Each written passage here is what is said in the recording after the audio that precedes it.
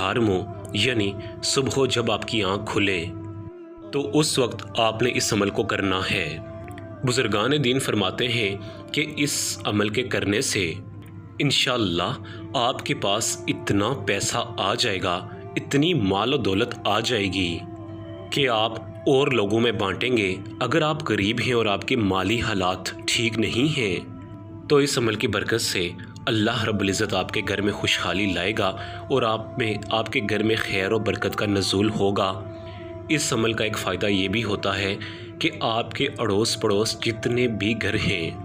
آپ کے ایک عمل کرنے سے اللہ رب العزت ان کے گھروں میں بھی خوشحالیاں عطا کر دے گا، کیونکہ آج جو وظیفہ ہم آپ کی خدمت میں لے کر حاضر ہوئے ہیں یہ قرآن پاک کی عظیم سورہ مبارکہ میں سے ایک سورہ مبارکہ ہے۔ اس عمل کی سب سے بہترین بات یہ ہے کہ یہ عمل ہماری بہت ساری بہنوں اور پیارے بھائیوں کا آزمایا ہوا خاص اور آزمودہ عمل ہے۔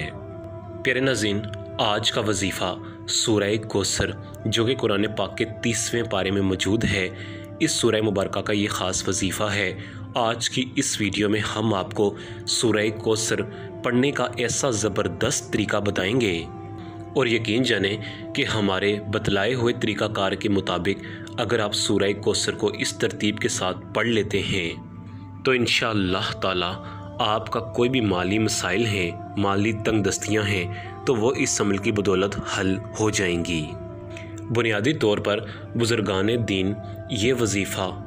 اس صورت میں لوگوں کو دیتے ہیں جب لوگوں کے مالی حالات بہت زیادہ خراب ہوں، یعنی ان کے گھر میں خیر و برکت کا نزول نہیں ہے، گھر میں بیماریوں نے ڈیرے ڈال رکھے ہیں، یعنی ہر وقت پریشانی اور ان کو مصیبتوں کا سامنا رہتا ہے۔ تو ایسے میرے بہن بھائی، آج خدا را سورہ کوثر کا جو خاص وظیفہ آپ کی خدمت میں پیش کیا جائے گا، یہ آپ نے پورے تن من اور شوق کے ساتھ آپ نے اس عمل کو کرنا ہے۔ پیارے ناظرین، کوثر ایک چشمے کا نام ہے جو اللہ رب العزت قیامت کے دن نبی کریم صلی اللہ علیہ وسلم کو تحفے کے طور پر دیں گے۔ پیارے ناظرین، امام بخاری میں درج ہے کہ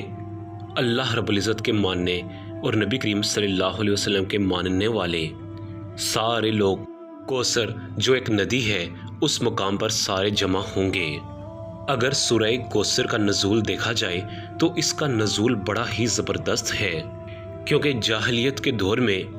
جب نبی کریم صلی اللہ علیہ وسلم کے لخت جگر کا انتقال ہوا تو آپ صلی اللہ علیہ وسلم بڑے ہی رنجیدہ تھے۔ آپ صلی اللہ علیہ وسلم دکھ سے بھرے ہوئے تھے۔ یہ دکھ وہی سمجھ سکتا ہے جس کا کوئی جوان بیٹا فوت ہو جائے۔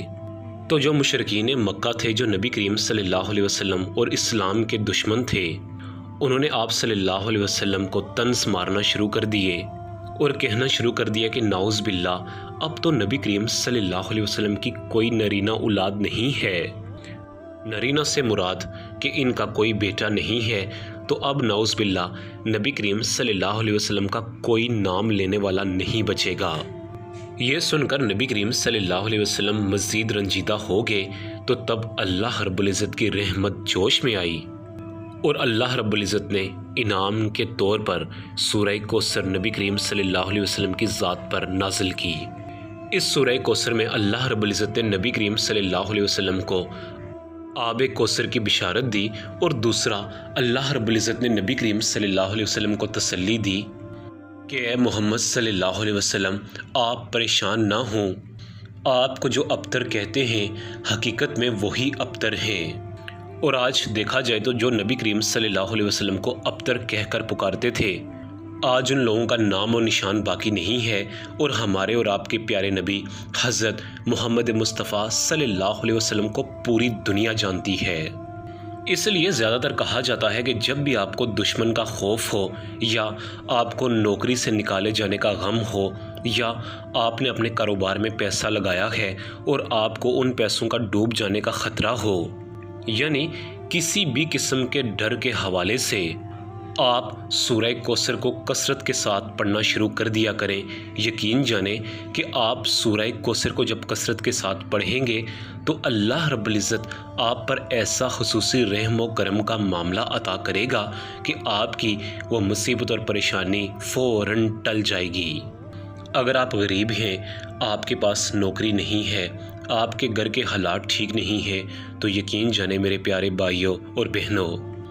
کہ اس عمل کی بدولت اللہ رب العزت آپ کے گھر میں ضرور خوشحالیاں لائے گا۔ بس شرط یہی ہے کہ آپ نے اس وظیفہ کو 7 دن تک لگاتار پورے شوق کے ساتھ، پورے کامل ایمان و یقین کے ساتھ، اور جس ترتیب کے ساتھ ہم آپ کو بتائیں گے اسی ترتیب کے ساتھ آپ نے اس عمل کو کرنا ہے۔ تو پیارے ناظرین، سورہ کوثر کا جو عمل ہم آپ کو بتانے جا رہے ہیں، اس عمل کو آپ نے اس طریقہ کار سے کرنا ہے کہ آپ نے صبح نہار منہ یعنی صبح اٹھتے ساتھ ہی آپ نے سورہ کوثر کا یہ خاص وظیفہ کرنا ہے۔ وظیفہ کو آپ نے اس طرح شروع کرنا ہے، چونکہ یہ ربیع الاول کا عظیم مہینہ ہے، جتنا ہو سکے آپ نبی کریم صلی اللہ علیہ وسلم کی ذات اقدس پر درود پاک کا نذرانہ پیش کریں۔ میں تو آپ سے یہی کہوں گا کہ جب آپ نہار میں اٹھیں تو سب سے پہلے آپ 21 مرتبہ درود ابراہیمی لازمی پڑھیں۔ اگر آپ کے پاس وقت کم ہے تو پھر آپ کم از کم 3 مرتبہ لازمی درود ابراہیمی یا جو بھی درود پاک آپ کو آتا ہے وہ آپ پڑھ لیں۔ 21 مرتبہ درود ابراہیمی پڑھنے کے بعد آپ نے سورہ کوثر کو 141 ٹائم یعنی 141 مرتبہ پڑھنا ہے۔ جب آپ سورہ کوثر کو 141 مرتبہ پڑھ لیں تو اس کے بعد اللہ رب العزت کا ایک صفاتی نام یا رزاقو، یا رزاقو، یا رزاقو یعنی اے روزی دینے والی ذات۔ یاد رہے کہ جب آپ یا رزاقو کا ورد کر رہے ہوں تو آپ نے اپنی آنکھیں بند رکھنی ہیں، اور آپ کی جو بھی پریشانیاں ہیں، آپ کے گھریلو مسائل ہیں، آپ کے گھر میں تنگ دستیاں ہیں، یا آپ قرض کے بوجھ تلے دبے ہیں، یا بچوں یا بچیوں کے رشتوں کے مسائل ہیں، یہ ساری باتیں آپ نے اپنے ذہن میں رکھ کر اللہ رب العزت کے اس پاورفل نام یعنی یا رزاقو، یا رزاقو، یا رزاقو کو پڑھنا ہے۔ یا رزاقو کو آپ نے ایک تسبیح یعنی 100 مرتبہ پڑھنا ہے۔ اب اس کی ترتیب ایسے ہوئی کہ آپ نے 21 مرتبہ درود پاک پڑھنا ہے، اس کے بعد آپ نے 141 کی تعداد میں سورہ کوثر کی تلاوت کرنی ہے، اس کے بعد 100 مرتبہ آپ نے یا رزاقو پڑھ کر آخر میں دوبارہ 21 یا 3 مرتبہ درود پاک پڑھ کر اس عمل کو مکمل کر لینا ہے۔ لیکن یاد رہے کہ نہار منہ یعنی آپ نے صبح کے وقت اس عمل کو کرنا ہے۔ اب آپ یہ عمل وضو کے ساتھ یا وضو کے بغیر بھی کر سکتے ہیں۔ 7 دن لگاتار آپ اس عمل کو کریں، رزلٹ آپ کے خود سامنے ہوں گے، لیکن شرط یہی ہے کہ آپ نے سچے دل کے ساتھ اس عمل کو کرنا ہے۔ پیارے ناظرین، آج کی ویڈیو ہماری ایک چھوٹی سی کاوش تھی، اسی کے ساتھ آپ تمام بہن بھائیوں سے اجازت چاہوں گا۔ اپنا بہت زیادہ خیال رکھیں۔ اللہ حافظ۔